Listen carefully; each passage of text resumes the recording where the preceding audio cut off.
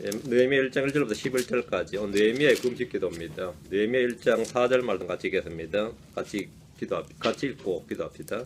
느헤미야 1장 4절 내가 이 말들을 듣고는 앉아서 울고 며칠 동안 애곡하며 하늘의 하나님 앞에서 금식하고 기도하여 하늘의 하나님 앞에서 금식하고 기도하여 장한 기도합시다.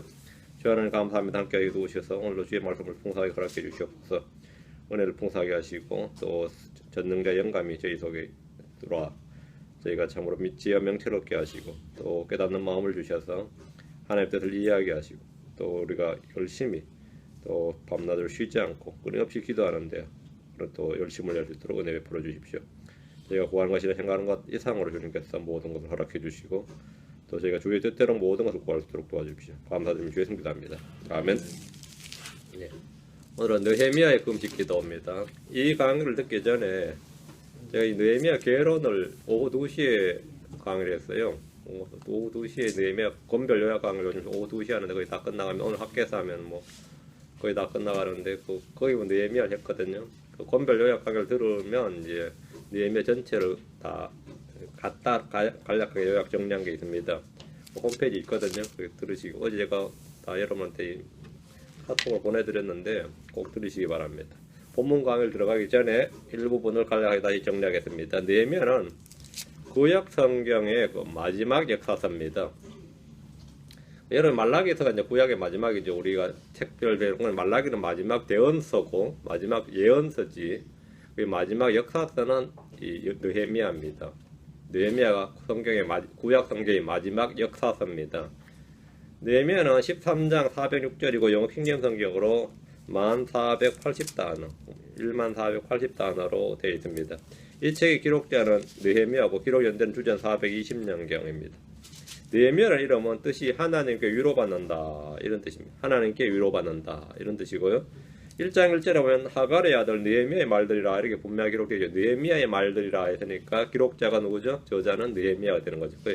기록자에 대해서는 이제 논란이 있을 수가 없습니다. 느헤미야는 그 이집트의 요셉, 바빌론의 다니엘, 또 페르시아의 모르드게처럼 왕궁에서 근무했고 왕의 곁에서 섬기던 유대인 고위공직자로서 왕의 마음을 움직이고 유대인들의 부흥을 위해서 일했던 사람입니다. 유대인들은 비록 포로 생활을 하는 민족이었지만 왕의 곁에서 언제나 왕의 마음을 움직일 수 있는 사람들이 있었는데 오늘날 미국이나 유럽에서도 마찬가지입니다. 느헤미야는 왕의 곁에서 왕의 잔을 맡은 자였습니다. 11절에 보면 왕의 잔을 맡은 자, 컵베어러. 왕의 잔을 맡았다는 말은 굉장히 신임을 받는 측근이라는 뜻입니다. 암살이나 독살이 있죠. 왕궁에는 그런 게 늘 있는데 왕의 잔을 맡았다 이 말은 뭐죠? 예, 가장 신임받는 측근이었다. 뭐 이런 게 거죠. 왕의 잔을 맡은 사람으로서 왕의 가장 신뢰를 받는 그런 사람이었습니다. 느헤미야의 특징을 정리하면 간략하게 정리하면 좀 다른 책과 구분되는 것. 그런데 느헤미야는 구약의 마지막 역사서다 했습니다.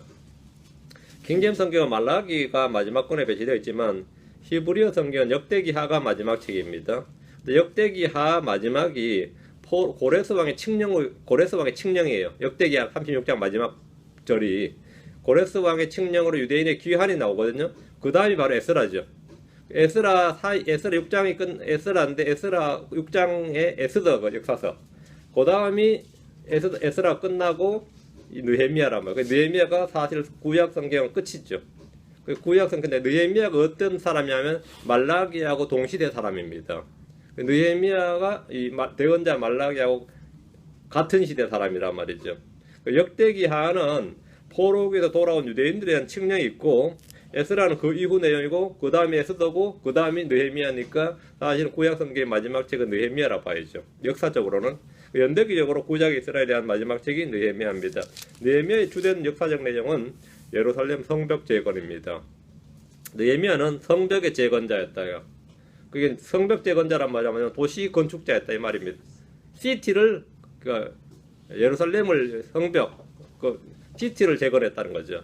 느헤미야의 지휘 아래 유다의 예루살렘 성벽이 재건되는 데는 52일이 걸렸습니다. 52일이 걸렸는데 문을 12개 달았죠. 예를 들어서 이제 여러분이 서울로 하면 사대문이라고 그러죠.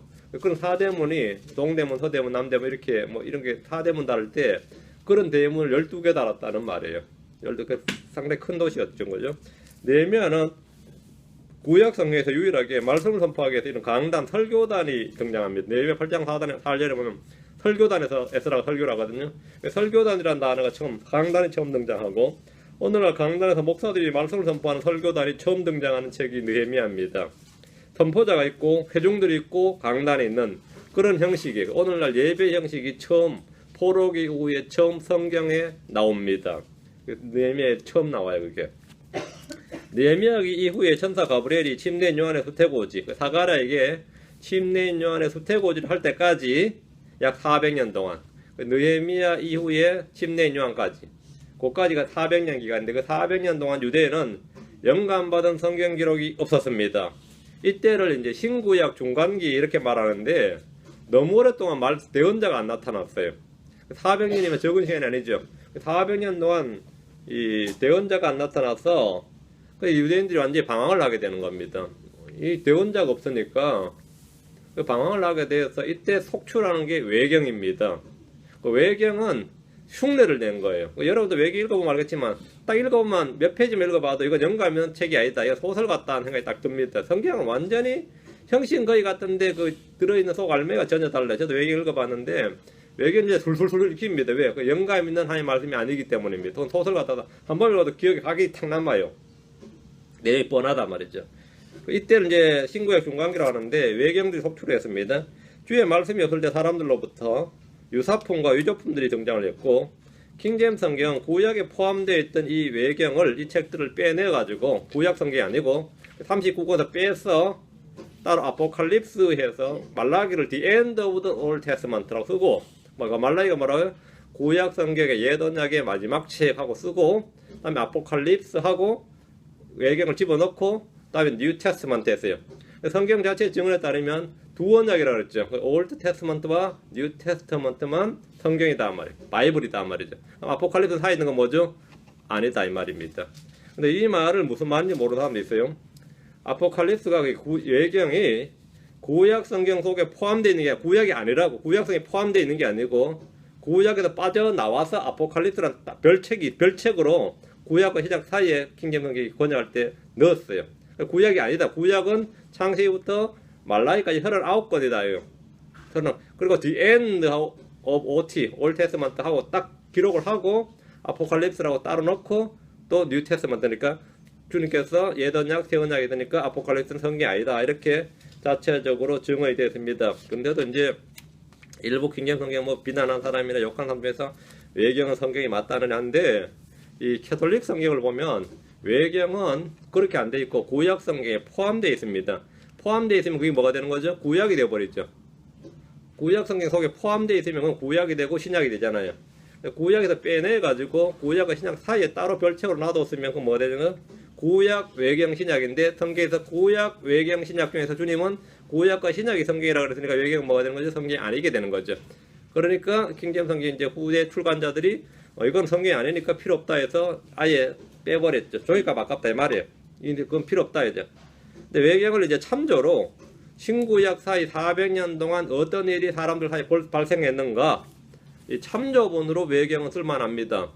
그래서 참고용으로 넣어놓은 건데, 그걸 자꾸 성경 속에 집어넣으려고 하는 시도는 여러 번 있었습니다. 외경은 구약 성경에 포함되지 않고 구약 성경이 아닙니다.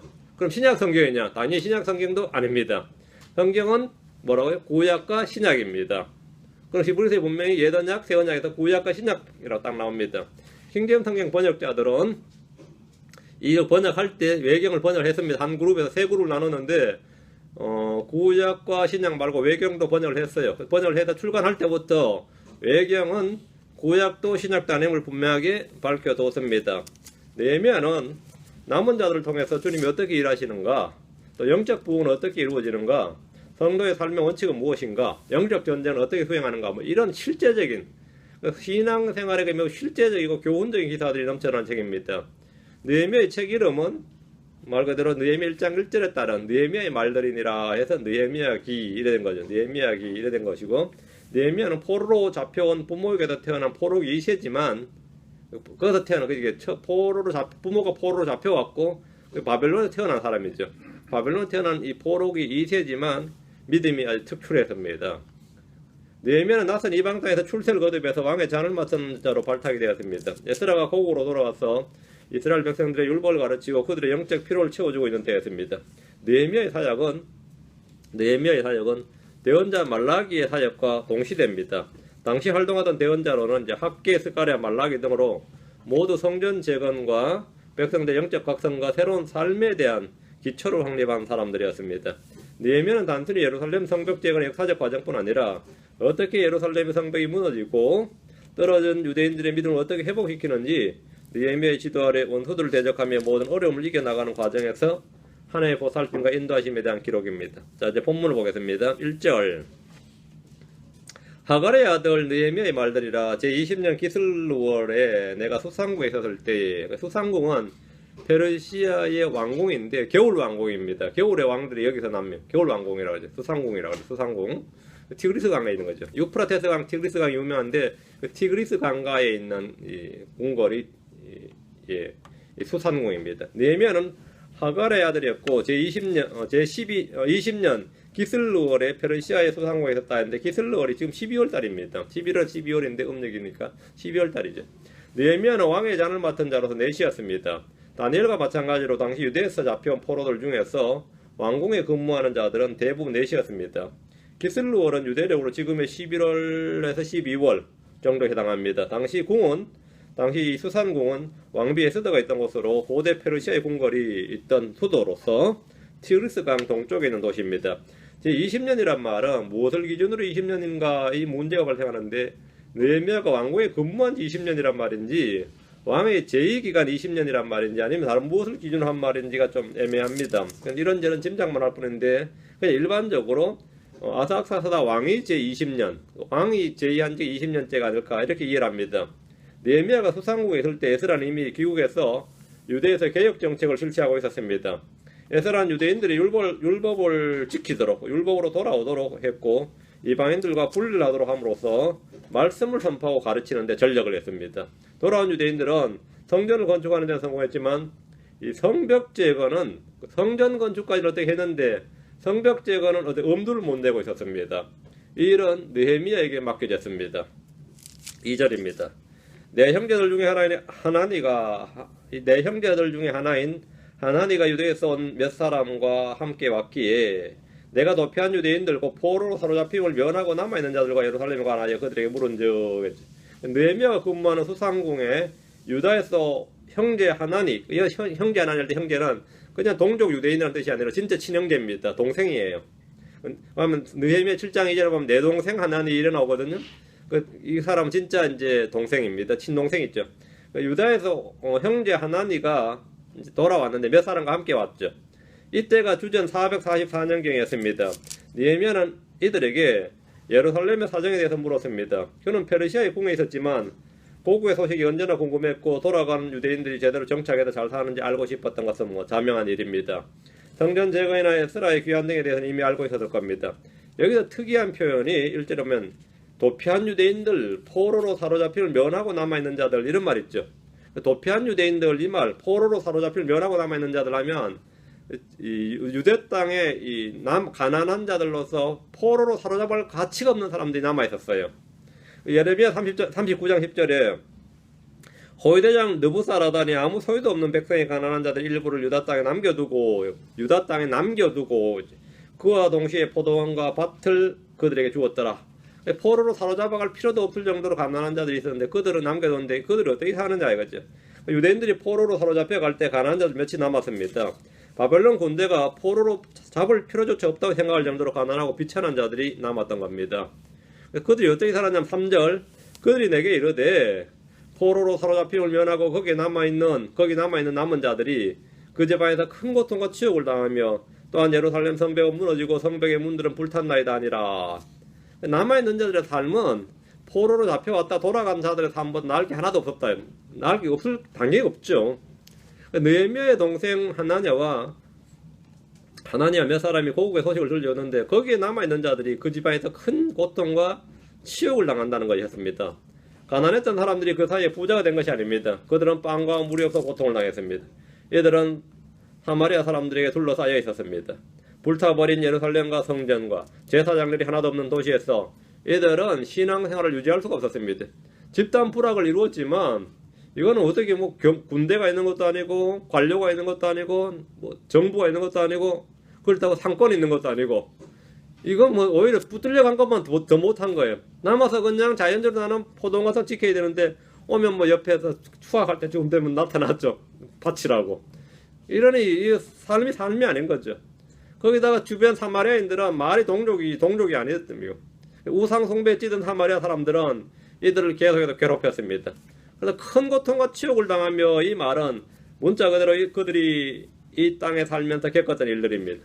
예루살렘 성벽은 무너지고 성벽의 문들은 다 불탔습니다. 돌아온 유대인들로 인해 뭔가 좀 나아지길 기대했지만 사정은 별로 나아지지 않았습니다. 4절 내가 이 말들을 듣고는 앉아서 울고 며칠 동안 애곡하며 하늘의 하나님 앞에서 금식하고 기도하여. 고국에서 들려오는 소식은 너무나 참담했던 겁니다. 하루가 다르게 발전하고 있다는 소식을 들은 것이 아니라 예전보다 나아진 것이 없고 남았던 유대인들이나 돌아온 유대인들이 여전히 고전하고 있다는 것입니다. 그때 그가 한 일이 무엇이냐 이겁니다. 그때 그가 한 일이 뭐냐. 느헤미야는 이 소식을 접하고 바로 금식과 기도를 했습니다. 내가 이 말을 듣고는 앉아서 울고 애곡하며 하늘의 하나님 앞에 금식하며 기도하며. 느헤미야가 동족들의 소식을 듣고 보인 반응이 이겁니다. 앉아서 울고 애곡하며 금식하며 기도하는 겁니다. 이것이 형제사랑, 이것이 바로 형제사랑, 형제들의 고통이나 슬픔을 들었을 때, 접했을 때 지닌 사람들의 합당한 반응입니다. 왜? 내가 같은 형제이기 때문이죠. 내가 같은 형제다. 내가 같은 지체다 말이에요. 내가 이 사람하고 나하고 같은 지체인지 아닌지, 그 같은 교회 다닌다고 같은 지체가 아닙니다. 그 사람의 슬픔이나 고통을 들을 때 나도 같이 슬프고 같이 고통이 다가오면 그 사람 지체예요. 근데 그 사람이 슬픔이나 고통이 왔는데 별로 내가 반응이 없어요. 아무렇지도 않아. 그럼 형제가 아닌 겁니다. 그거 뭐 간단한 거 형제 아닌 거예요. 형제가 아니니까 지체가 아니니까 반응이 안 오는 거죠. 그렇죠? 팔이 아프면 온몸이 아픈 거죠. 그럼 뭐냐 반응이 오는 거죠. 이 사람이 아주 기쁜 일이 생겼어요. 그래서 그 말 들을 때 나도 같이 기뻐. 왜? 지체니까. 다른 이유 없어요. 지체니까 자동으로 같이 기뻐요. 그러면 뭐가 되는 거죠? 내가 그 사람과 나 형제가 맞는 겁니다. 근데 그 사람이 막 잘 되고 뭐 기쁜 소리를 전해주는데 놀고 있네 얼마나 가나 보자 이런 마음이 속에서 은근히 솟아났단 말이죠. 그럼 그 사람 지체 아닌 겁니다. 그 사람 지체 아니에요. 누가 그 사람 막 고통나고 슬프고 하다 그러는데 다 사람 시험을 당해봐야 돼. 그래야 성장해 싶고 막 마음이 하나님께 다 연단하셔서 빚으시려고 그런 거니까 걱정하지 마 이러면서 믿음의 소리 막 해주면서는 은근히 즐기는 사람 있죠. 그 지체 아닌 겁니다. 지체란 것은 같은 감정을 느끼는 거예요. 같은 아픔과 같은 기쁨과 같은 뭘 느끼는 겁니다. 그 느헤미야가 딱 보인 반응이 뭡니까? 자기는 소상궁에 있으니까 왕의 잔을 맡은 자로서 사실 불편한 게 없는 거죠. 그런데 이게 느헤미야가 보인 반응이 자기 일보다 더한 거죠. 울며 애곡하며 금식하며 기도하더라 이거죠. 그래서 로마서 12장 15절에 기뻐하는 자들과 함께 기뻐하고 슬피 우는 자들과 함께 슬피 울라. 기뻐하는 자들과 뭐라고요? 함께 기뻐하고, 여기는 함께. 기뻐하는 자들과 함께 기뻐하고, 슬피 우는 자들과 함께 슬피 울라. 함께란 단어가 핵심입니다. 함께. 누가 나의 형제인지 아닌지 아는 방법. 그것은 어떤 사건에 대해서 같은 반응을 보이는지 아닌지를 통해 알 수 있습니다. 느헤미야는 왕국에서 고위직 공무원으로 평안한 삶이 보장된 사람입니다. 그러나 그는 일신의 평강보다 동족의 아픔을 더 크게 걱정했습니다. 그의 기도는 성도들이 배울 점이 많은 명문의 기도입니다. 5절 이르되 간청하건대 오 주 하늘의 하나님 곧 자신을 사랑하고 자신의 명령들을 지키는 자들 위해 언약을 지키시며 긍휼을 베푸시는 크고 두려우신 하나님이요. 그 하나님 앞에 지금 수식어가 많죠. 수식어가 상당히 길죠. 예. 5절부터 11절까지가 느헤미야의 기도입니다. 이 기도는 에스라 9장에 나오는 에스라의 기도나 다니엘 9장에 나오는 다니엘의 기도와 더불어 동족 유대인들을 위해서 하는 위대한 중보기도의 전형입니다. 하나님은 주 하늘의 하나님이십니다. 하나님은 자신을 사랑하고 자신의 명령들을 지키는 자들 위해서 첫째 언약을 지키시고 둘째 긍휼을 베푸시고 셋째 크고 넷째 두려우신 하나님입니다. 하늘의 하나님 어떤 분이신지 아는 것, 그가 누구이신지 아는 것이 지혜고 명철입니다. 느헤미야는 하나님이 어떤 분이신지 정확히 알고 있었습니다. 우리가 해야 될 가장 중요한 본분이 무엇인지 알았습니다. 하나님을 사랑하고 그분의 명령들을 지키는 겁니다. 하나님을 사랑하고 뭐라고요? 그분의 명령들을 지키는 자들에게 주님은 언약을 지키신다. 다음에 뭐라고요? 긍휼을 베푸신다. 다음에 크고 두려우신 하나님이다. 하나님을 사랑하라는 말씀은 성경에서 크고 첫째 되는 계명입니다. 신명기 6장 5절에 너는 내 마음을 다하고 혼을 다하고 힘을 다하여 주 내 하나님을 사랑하라. 하나님을 사랑하는 자는 모든 것이 합력하여 선을 이룹니다. 하나님을 사랑하는 자는 그분의 명령들을 지킵니다. 하나님을 사랑하는 자는 자기 형제를 사랑하라는 명령을 받았습니다. 하나님을 사랑하는 자에게 주님은 언약을 지키시고 긍휼을 베푸십니다. 앞으로 신명기로 갑니다. 7장 9절, 10장 12, 13절 두 구절 봅니다. 신명기 7장 9절, 10장 12, 13절. 신명기 7장 9절. 그런즉 너는 내 하나님이 그분이 내 하나님 그분이 하나님이시여 신실한 하나님이신 줄 알라. 그분께서 자신을 사랑하고 자신의 명령을 지키는 자들에게 천대까지 언약을 지키며 긍휼을 베푸시되. 잘 보세요. 주 하나님 그분이 하나님이시여 신실한 하나님이신 줄 알라. 하나님인 줄 알라. 그분이 하나님이시다. 사람이 아니라 하나님입니다.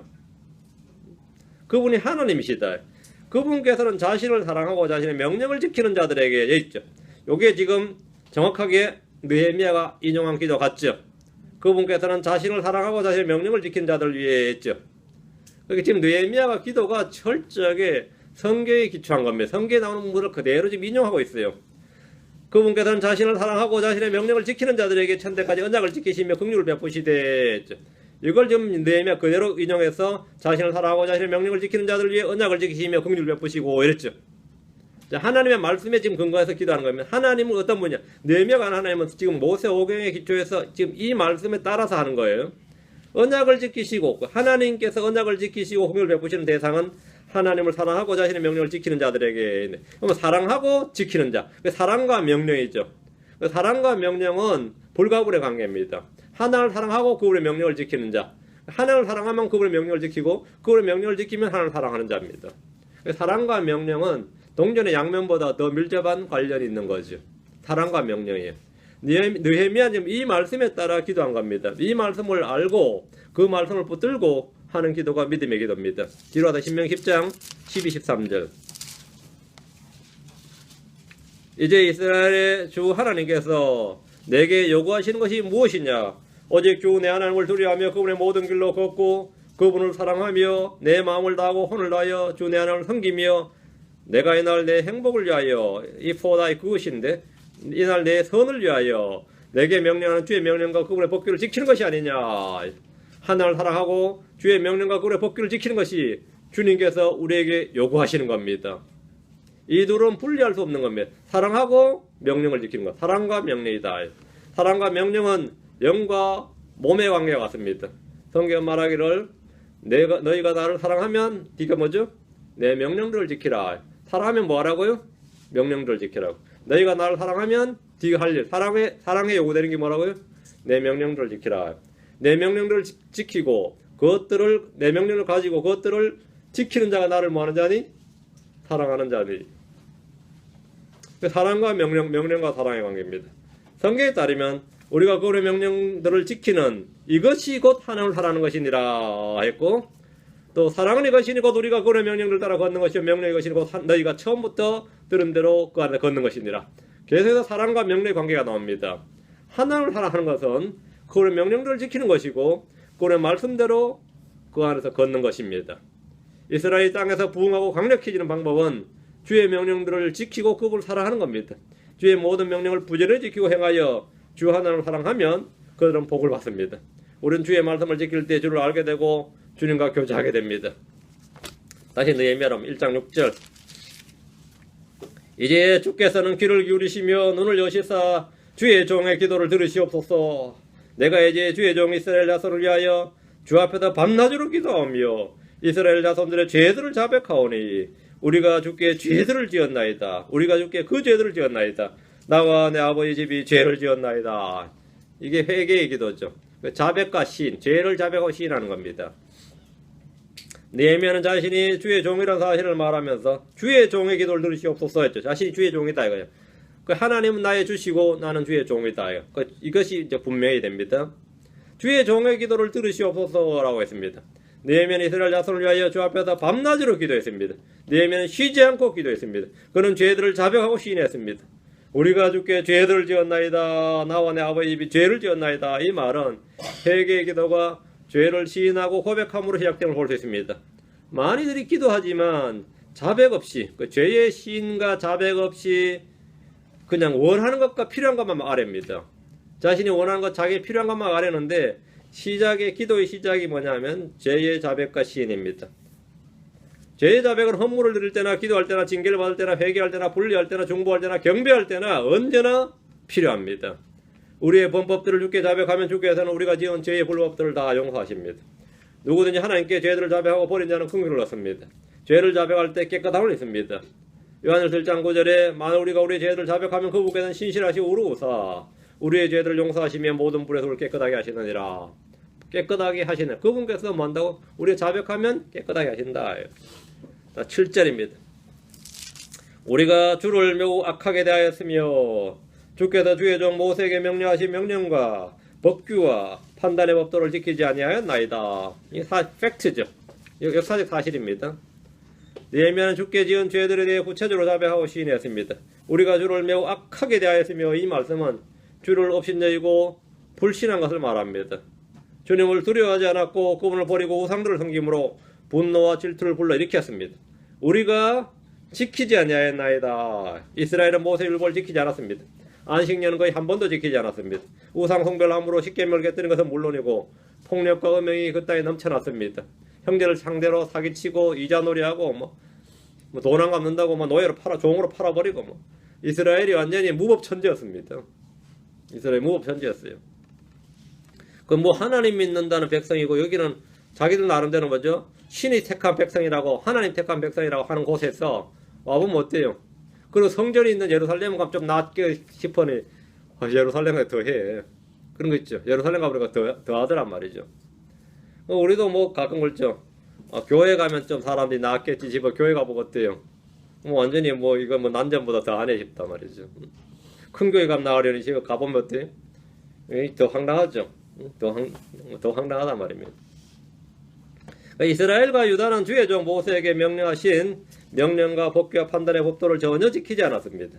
그 결과 주의 심판을 받아서 망해버렸는데, 자 8절 9절 간청하건대 전에 주께서 주의 종 모세에게 명령하신 말씀을 기억하시옵소서. 주님께서 기억하라. 뭘? 주의 종 모세에게 명령하신 말씀을 기억하시옵소서. 말씀을 기억하라. 이러시기를, 여기서부터 이제 모세에게 준 말씀이겠죠. 이러시기를 만일 너희가 죄를 지으면 내가 너희를 민족들 가운데로 널리 흩으리라. 그러나 만일 너희가 내게로 돌아와 내 명령들을 지키고 행하면 너희 중에서 하늘 맨 끝 지역에까지 쫓겨난 자들이 있을지라도 내가 거기서부터 그들을 모아 내 이름을 두려고 내가 택한 곳으로, 예루살렘이죠, 거기로 데려오리라 하셨나이다. 모세에게 한 이 말을 기억해 달라는 거예요. 그 기도의 핵심이 뭐죠? 하나님께서 말씀하신 말씀을 하나님께서 친히 말씀하신 바를 하나님께서 친히 이루시라는 거죠. 그게 느헤미야의 기도였습니다. 자, 기도의 핵심이 뭐라는 거죠? 죄의 자백 다음에 뭐라고요? 주의 말씀을 주께서 이루시옵소서요. 그러니까 이루시기를 하면서 주께서 이렇게 말씀하셨나이다. 하셨나이다. 그러니까 여러분도 기도할 때 항상 이 말씀을 가지고 기도하는 겁니다. 죄를 자백하고 다음 뭐라고요? 주께서 말씀하시기를 이렇게 하셨나이다. 느헤미야는 주께 간청했는데 기도의 근거는 주께서 모세에게 하신 말씀이에요. 그러니까 주께서 기록하신 말씀, 거기 있다. 거기 전에 주께서 주의 종 모세에게 명령하신 말씀을 기억하시옵소서. 이게 아주 중요한 겁니다. 이 말은 기도의 근거가 나의 생각이나 나의 사상이나 나의 주장이 아니라 주의 말씀이란 겁니다. 주께서 그렇게 말씀하셨다 이거예요. 응? 주께서. 우리도 그렇죠. 누구하고 이야기할 때라도 그냥 이야기하면 거절하기 쉬운데 약속을 미리 해놓은 건 어떻게 되죠? 거절하기가 좀 어렵죠. 네가 전에 그렇게 말했다 그러면 어때요? 전에 나한테 그렇게 말했다, 전에 나한테 그렇게 약속했다 그러면 어때요? 그걸 가지고 자꾸 이제 주장하면 내가 지켜야 되죠. 매인다고요. 매인다고. 애들도 그래요. 엄마가 나한테 사준다고 말했다 그래 버리면 이제 골치 아프게 된 거죠. 사준다고 말했다 전에. 그래서 사준다고 말했는데 내가 원하는 때 사준다고 말했다. 네가 필요한 때에 사주겠다고 말했다. 이러면 이제. 근데 포기 안 합니다. 계속해서 그걸 되뇌이죠. 리마인드 시킨단 말이죠. 그러면 이 부담이 됐죠. 결국 사줘야 돼요. 나도 지금 재미한테 자전거 사줘야 되는데 자전거 사달라 그랬는데 사준다 해놓고 지금 안 사줘. 사준다 해놓고 사준다 그랬다 그러면 그래 가자, 지금도 가자 하는데 쟤는 또 알아서 기다리더라고. 기다리면 계속 늦어져요. 기다리면 늦어져. 근데 계속 좋으면 어떻게 되죠? 빨라져요. 여러분 하나님께 계속 기도하면 좀 빨라집니다. 뭐 할 수 없지 뭐 하는 식으로 기다리면 많이 늦어져요. 기도할 때 명령하신 말씀을 기억하옵소서. 우리는 기도할 때 우리 마음대로 구하는 것이 아니라 주께서 말씀하신 말씀에 근거해서 구하는 겁니다. 느헤미야의 기도는 신명기 3장 1절에서 5절에 나오는 겁니다. 신명기 3장 1절에서 5절에 한번 봅니다. 지금 이걸 가지고 주님께 기도하면서 이 말씀을 기억하라는 거예요. 신명기 3장 1절에서 5절 좀 길지만 잠깐 봅시다. 신명기 30장 1절 5절입니다. 내가 내 앞에 둔 이 모든 것 즉 복과 저주가 내게 임함으로 내가 주 내 하나님께서 쫓아내신 모든 민족들 가운데서 이것들을 생각하고 너와 내 자손들이 주 내 하나님께로 돌아와 내가 이날 내게 명령한 모든 것에 따라 내 마음을 다하고 혼을 다하여 그분의 음성에 순종하면 주 내 하나님께서 너의 포로된 것을 돌이키시고 너를 불쌍히 여기사 주 내 하나님께서 너를 흩으신 그 모든 민족들로부터 너를 모아 되돌아가게 할 것이요 하실 것이요 내게 속한 자 가운데서 누가 하늘 맨 끝에 있을지라도 주 내 하나님께서 거기로서 너를 모으시고 거기서 너를 데려오시리라. 주 내 하나님께서 내 조상들이 소유했던 땅으로 너를 돌아오게 하시리니 내가 그 땅을 소유할 것이며 또 그분께서 내게 선을 행하사 내 조상보다 너를 더욱 번성하게 하실 것이며. 자 보세요. 이 말씀을 지금 기억해 달라는 거죠. 느헤미야 기도 정확히 이거죠. 느헤미야는 주께서 이 말씀을 기억해 달라고 한 겁니다. 말씀에 따라 구하는 기도가 믿음의 기도고 하나님의 뜻대로 구하는 기도입니다. 주의 약속을 가지고 그것을 구하는 것은 바른 기도고 100% 응답되는 기도입니다. 100% 응답받는 기도예요. 우리 주님께서 요한복음 15장 7절에 너희가 내 안에 거하고 내 말들이 너희 안에 거하면 너희가 원하는 바를 구하라. 그러면 그것이 너희에게 이루어지리라. 너희가 내 안에 거하고 내 말들이 너희 안에 거하면 내 말들이 너희 안에 거하면 하나님의 말씀을 가지고 있으면 여러분이 그 말씀에 따라 구하는 거죠. 너희가 원하는 바를 구하라. 그 말씀 가지고 있는 말씀과 따라 구하란 말이에요. 그러면 그것이 너희에게 이루어지리라. 이루어집니다. 느헤미야는 성경을 알고 있었고 그 성경을 기억하고 있었습니다. 그는 기도할 때 성경을 사용했습니다. 우리는 기도할 때 성경을 사용해서 필요를 구하고 간청해야 됩니다. 기도할 때 성경이 얼마나 중요한지 모릅니다. 주님께서 말씀하신 것들을 기억하고 그 말씀대로 이루시도록 구해야 됩니다. 기록된 말씀 우리가 무엇을 구해야 할지 알려주는 기도 제목들입니다. 그 말씀이 뭐라고? 기도 제목이요. 이게 바로 내가 기도해야 될 거구나. 하나님의 말씀이 우리의 기도 제목이다. 하나님의 말씀이. 그 주의 뜻이 거룩합니다. 그러면 먼저 거룩함에서 기도해야죠. 주의 뜻이 혼이 구원받는 것이라면 혼의 구원에서 기도해야 되는 겁니다. 주의 뜻이 너와 내 집이 형통하는 것이라면 그걸 기도하는 겁니다. 주의 말씀에 따라 형통하게 해주시옵소서. 이렇게. 그렇죠? 주의 뜻대로 구하는 기도, 주의 뜻대로 구하는 기도. 주님께서 내게 뭘 하라고 한 것 같다. 이 말씀에 보니까 이게 있구나. 이 말씀이 오늘따라 나한테 딱 부딪히는구나. 내가 오늘따라 이 말씀이 나한테 평소에 잘 안 와닿던 말씀이 오늘은 나한테 크게 와닿는구나. 그럼 그건 기도 제목입니다. 그건 기도하라고. 그 말씀 가지고 기도하세요. 이루어집니다. 이루어져요. 100% 이루어집니다. 그 100% 기도응답법이에요. 말씀 제쳐두고 말이요. 자기가 원하는 거 다 기도 목록 적어놓고 해보세요. 기도하다 자기가 지쳐요. 왜 이렇게 안 될까 싶어서. 왜 이렇게 안 될까 싶어서. 그러나 주님과 관계성이 잘 맺어지면 어떤 건 기도도 안 하고 생각만 했는데 막 이루어져요. 생각만 했는데 벌써 이루어질 때가 있어요. 어떨 때 그냥 혼자 하나님께 기도한 것 같아요. 혼자 말만 했는데 이루어질 때도 있어요. 혼자 말만 했는데. 제가 한미은행 갔다가 왜 너무 은행에 왜 나무들이 그렇게 나무들도 많고 꽃들도 많고 테이블마다 옆에다가 막 해놨대요. 내가 이거 뭔 은행 이런 게 이렇게 많냐 이거 우리 교회도 하나 없는데 했더니 우리 교회도 하나 없는데 했더니 그러고 나서 은행에서 나왔는데 아까 전화가 왔더라고요. 자기가 꽃꽂이 강사인데 맨날 꽃이 남아서 우리 교회 갖다 놓겠다고. 그래 한동안 우리 교회 꽃이 안 되게 했어요. 한동안. 그래가지고 내가 그 다음에 꽃 갖다 놓지 말고 마음을 좀 하나님 말씀하라고 불러다가 말씀 가르쳤더니 뭐 그 다음부터 꽃도 안 갖다 놓고 아마 아무 말도 안 해서 꽃이 한참 돼 있었을 것 같아. 그래 그 꽃을 갖다 놓는데 신경 쓰지 말고 말씀 공부하는 거 좀 집중하라고 했더니 말씀 공부 좀 하라고 했더니만 다시 안 나타나더라고요. 여러분이 뭘 마음에 있던 거 말이죠. 마음에 있는 거 가지고 기도하시면 됩니다. 근데 마음에 있는 게 뭐냐? 그게 핵이 뭐냐? 말씀이 마음에 있을 때. 욕심이 마음에 있으면 안 되고, 말씀이 마음에 있으면 뭐라고요? 너희가 원하는 바를 구하라. 너희가 원하는 바. 이게 기도의 핵심입니다. 그냥 뜨겁게 열심히, 그죠? 그게 완전히 무당들 뭐 정한수 떠다놓고 하는 기도식으로 말이죠. 빌고 또 빌면 하늘에 정성이 닿겠지 하는 기도이죠. 그게 한국식 기도입니다. 한국 크리스찬들의 기도가 대부분 그런 기도예요. 그래서 뭐 백일 기도라든지 새벽 기도라든지 철야 기도라든지 산기도라든지 기도 이름도 많아. 하여튼 간에 다양하게 해가지고 그냥 뜨겁게 부르짖는 거야 막. 나중에 뭐 자기 목이 튀도록 부르짖는데, 야, 기도하다 목 쉰 사람 정말 많이 봤어요. 기도하다 목 쉰 사람 많이 보셨죠 여러분들? 목소리 하잖아. 그게 자신 영성의 척도야. 목이 왜 그러시냐 그러면 기도하느라 그랬다. 그 혼자 자기가 기도하다 힘드니까 이제 방언이라 받아놓으면 막 서너 시간 하는 게 별로 문제 안 되거든요. 방언이라 받아놓으면 막 지정신으로 기도하는 게 아니다 보니까 지가 뭐 기도했는지도 모르거든요. 하여튼 서너 시간 떠들어 놓으면 하나의 자랑이 뭐죠? 서너 시간 기도했다는 거야. 뭐 했는지 자기도 몰라. 뭐 서너 시간 했다는 게 자랑이야. 그게 한국식 기독교입니다. 이놈은 어떻게든 나라가 이게 교회까지 그 모양인지. 그 느헤미야는 성경을 알고 있었고 기억하고 있었습니다. 그걸 기도했단 말이에요. 10절. 이제 이들은 주께서 주의 크신 권능과 강한 손으로 구속하신 주의 종이요 주의 백성이니이다. 이것도 사실이죠.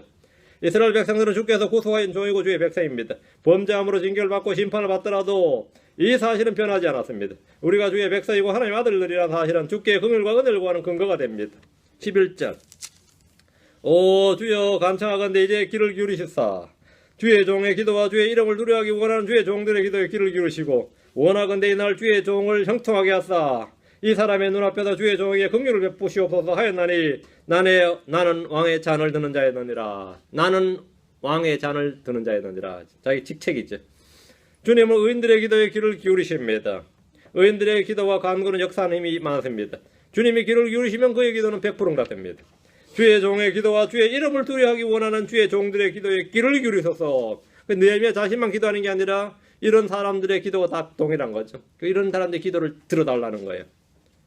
주의 종의 기도와 자기죠. 주의 이름을 두려워하기 원하는 주의 종들의 기도에 귀를 기울이소서 했습니다.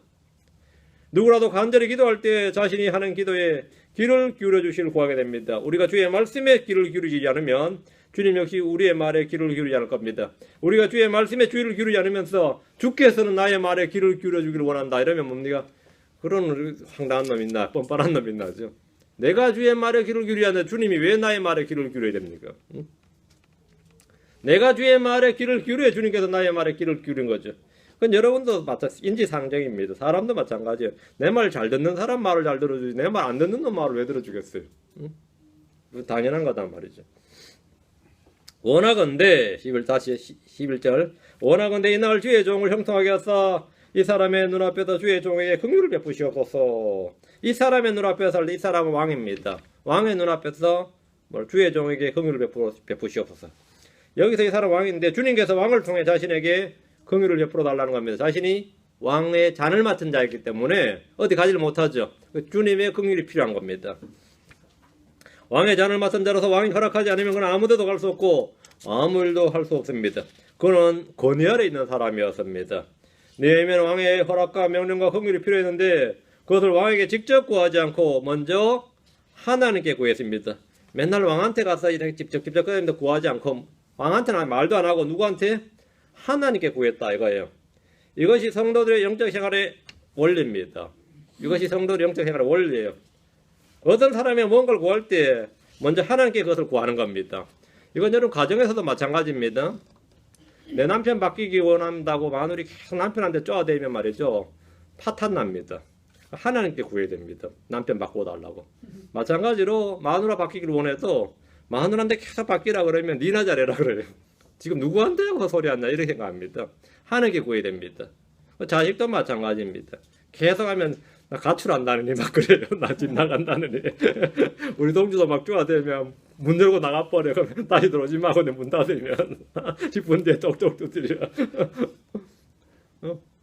이게 어디서 배웠는지 아주 못된 버릇을 가지고 있더라고. 그러니까 애한테 쪼아봐야 소용없다는 겁니다. 뭐 하라고요? 하나님께 구하라고요. 우리 목사님 바뀌라고 여러 목사님 하면은 자기가 막 고민하고 이야기해봐요. 나는 직설 돌직굴 날린다느니 직설한다느니 직언한다느니 그러죠. 듣는 사람 그렇게 말해요. 건방진 놈이라 그러지. 꼴값 떨고 있네 이래봤지. 아유 직언하시네요. 그래 나는 아무도 없어요. 직언 좋아하네 그래요. 직언은 무슨 직언. 그 반대도 마찬가지입니다. 내가 성경 보이고 뭐 하라 그래 보세요. 지나자라 지래요. 누구한테 구하라고요? 하나님께 구해야 된다 이거예요. 하나님께. 이게 지금 인간관계도 다 마찬가지입니다. 인간관계 다 마찬가지예요. 내가 하나님께 간절히 구하고 있어야지. 주님께는 한 번도 기도 안 하는데 오늘은 내 작심하고 말해야지. 한번 말해보세요. 어떻게 되는지. 해봐 한번. 여러분 스스로 경험할 겁니다. 한번 해봐. 일이 잘 풀려요. 개뿔이다 이게 안 됩니다. 이제 느헤미야가 지금 간절히 왕에게 또 구한 게 아니에요. 누구한테? 하나님께 계속 구한 겁니다. 어떤 사람이 뭔가를 구할 때 먼저 하나님께 그걸 구하는 겁니다. 하나님은 왕의 마음을 움직일 수가 없습니다. 하나님 왕의 마음을 움직일 수 있어요. 자신은 왕의 마음을 움직일 수가 없어요. 하나님 왕의 마음을 움직일 수 있습니다. 잠언 21장 1절에 왕의 마음이 물 있는 강들같이 주의 손 안에 있나니 그분께서 친히 원하시는 곳으로 그것을 돌리시느니라. 친히 원하시는 곳을 돌리신다요. 우리 느헤미야를 통해서 몇 가지 영적 교훈을 배울 수 있습니다. 하나님은 자신의 사역을 완수하시기 위해서 먼저 사람을 찾으십니다. 그 사람은 어떤 사람이냐 이거. 동족의 아픔과 이 모든 걸 함께 느낄 수 있는 사람. 그런 지체의식이 있는 사람이어야 됩니다. 그런 사람. 아무런 지체의식이 없는 사람이 아니라 지체의식이 있는 사람이에요. 1차 귀환 때 스룹바벨을 통해 5만 명의 유대인들을 유대로 귀환하게 하셨고 예수와 함께 성전을 건축하도록 했습니다. 2차 귀환 때는 에스라를 통해서 적은 무리가 왔지만 백성들의 영적 각성을 이루셨습니다. 이제 하나님은 성벽을 재건하기 위해서 느헤미야를 보내셨습니다. 느헤미야는 뛰어난 주의력과 전략가였고 원수들을 두려워하지 않는 믿음의 사람이었고 기도의 사람이었습니다.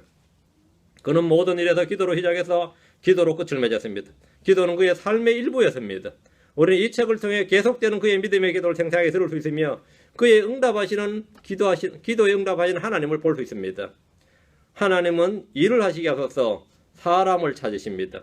어떻게 하면 우리는 하나님이 찾으시는 사람이 될 수 있는가? 하나님 쓰시기에 준비된 사람이란 어떤 사람이냐요? 첫째는 자신을 깨끗하게 해서 거룩히 구별되어야 됩니다. 하나님이 쓰시고자 할 때 쓸 수 있는 사람이에요. 디모데후서 2장 21절에 그러므로 사람이 이런 것들로부터 자기를 깨끗하게 하면 종교에 이르는 그릇 거룩히 구별되어 주인이 쓰시기에 합당하며 모든 선한 일에 예비된 그릇이 되리라. 모든 일에 뭐라고요? 모든 선한 일에 예비된 그릇. 그러니까 준비된 그릇이란 것은 뭐라? 자기를 깨끗하게 하는 거죠. 그게 자기가 준비된 겁니다. 둘째는 하나님 말씀에 젖어 있어야 됩니다. 성도는 하나님 말씀에 젖어 있어야 된다. 항상 성경 읽고 그 말씀 묵상하고 생활하게 돼 있어요. 생활하게 돼 있어요. 디모데후서 3장 16절 17절에 모든 성경 기록은 하나님의 영감으로 주신 것으로 교리와 책망과 바로잡음과 의로 교육하기 유익하니 이것은 하나님의 사람이 완전하게 되어 모든 선한 일에 철저히 갖추어지게 하려니라. 선한 일에 철저히 갖추어진다. 예비된 그릇, 선한 일에 예비된 그릇이었죠. 모든 선한 일에 예비된 그릇, 모든 선한 일에 철저히 갖추어진 사람. 철저히 어떻게 갖추어져요? 안수증 받고 신학교 다니고 그게 아닙니다. 하나님의 말씀을 나누어서 공부한 사람, 바르게 공부한 사람이죠. 느헤미야는 이 점에서 하나님께 적합하게 쓰임받을 수 있는 인물이었습니다. 우리는 그의 기도 생활을 통해서 그가 자신을 깨끗이 하고 구별된 삶을 살았음을 알 수 있습니다. 그의 기도는 지금 계속 나와요. 오늘 1장에 나왔죠. 2장 4절 나오죠. 4장 49절, 5장 19절, 6장 9절, 13장 14절 계속 우리는 느헤미야 기도를 앞으로 한 5-6번 더 다루게 됩니다. 그는 기도의 사람이었어요. 반복적으로 지금 그의 기도가 나오는데 우리는 그의 기도를 통해서 그가 말씀에 매우 능숙한 종이었음을 알 수 있습니다. 그의 기도가 하나같이 하나님의 말씀에 근거한 기도였습니다. 우리는 느헤미야 기도를 통해서 앞에 놓인 문제를 극복하고 이기는 지혜와 용기, 믿음을 배울 수 있길 바랍니다. 우리 누구나 이와 같은 어려움들을 직면하고 있으며 그런 것들을 이겨야 하는 삶을 살고 있습니다. 느헤미야 1장에서 7장은 성벽 재건에 관한 말씀이고 느헤미야 8장부터 13장은 이제 성벽은 재건됐으니까 사람 재건이에요. 성벽 재건이 아니라 그는 주의 말씀 위에 사람들을 세우는 그 말씀 위에 사람을 세우는 처음에는 성벽을 세우는 일이었고 8장부터는 사람을 세우는 일입니다. 성벽을 세웠지만 사람을 다 세우지 못하면 아무 의미가 없습니다. 우리 먼저 이 기도를 자세히 살펴보시면 여러분이 먼저 느헤미야가 주님을 찬양하고 그의 기도는 지속적인 기도를 했고 밤낮으로 기도했다는 생각, 지속적인 기도, 열심히 했죠. 그리고 죄를 고백했고 다음에 하나님 약속의 말씀을 붙들었습니다. 이게 기도의 패턴입니다. 이게 기도의 패턴이에요.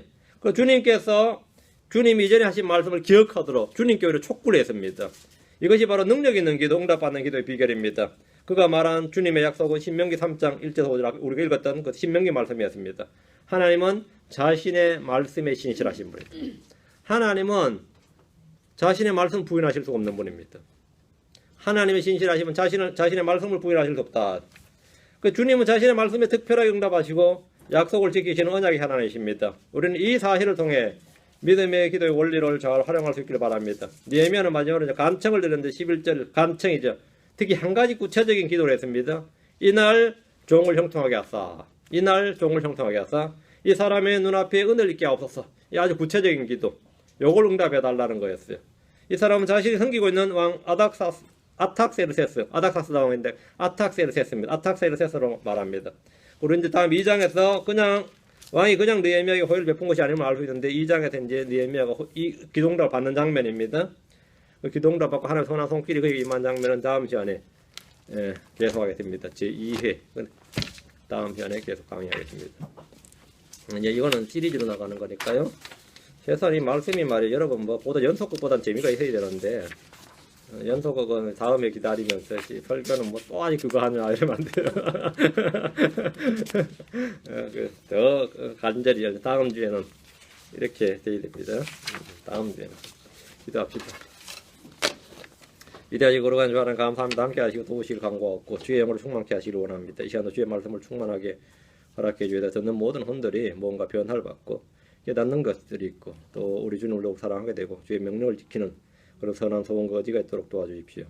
오늘 온정을 주께서 동행해 주시고 주의 영을 충만하게 부어주십시오. 감사드리며 주의 성기도 합니다. 아멘. 잠시 후에 11시에 뵙겠습니다.